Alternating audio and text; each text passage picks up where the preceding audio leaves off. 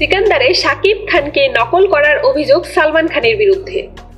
বিতর্কের সূত্রপাত সিকান্দার ছবির প্রযোজক তার সোশ্যাল মিডিয়া প্ল্যাটফর্মে জোহরা জাবিন গানটি শেয়ার করার পরই সেই গান দেখেই নেটিজেনদের অভিযোগ সালমান নাকি বাংলাদেশি সুপারস্টার শাকিব খানকে কপি করেছেন। 2023 সালে মুক্তি পায় শাকিব খান অভিনীত প্রিয়তমা ছবিটি।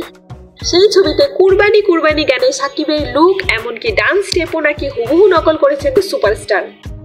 সেই গানের কোরিওগ্রাফি থেকে দৃশ্যগ্রহণ সবকিছুর নাকি মিল রয়েছে সালমানের জোহরা জাবিন গানের।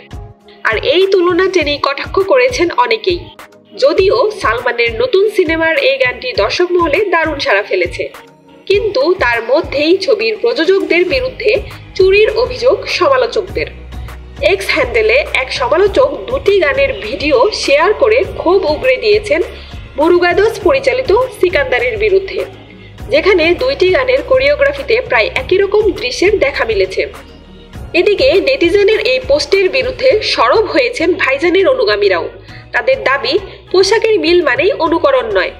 অন্যদিকে আরেক নেটিজেন ব্যঙ্গ করে লিখেছেন, কি দিন এলো, বাংলাদেশি অভিনেতাকেও কপি করতে হচ্ছে। অপরজনের মন্তব্য, দারুণ বিষয়, ভাইজান প্রচুর বাংলাদেশি ছবি দেখেছেন। কেউ লিখেছেন, ভেবেছেন বাংলাদেশি অভিনেতাকে নকল করলে কেউ জানতেও পারবে না। এমনই সব তর্ক বিতর্কে সরগম নেটপাড়া। গত 2 সপ্তাহ আগে জোহরা জাবিন গানটি মুক্তি পেয়েছে। প্রীতমের সুরে গানটি গেয়েছেন ঢাকা সাজিজ। সমীর আর দানিশ সাবরি গানটি লিখেছেন। মুরুগাদোস পরিচালিত সিকান্দার ছবির এই গানে সালমানের সঙ্গে দেখা যাচ্ছে ছবির নায়িকা রাশমিকা মান্দানাকেও।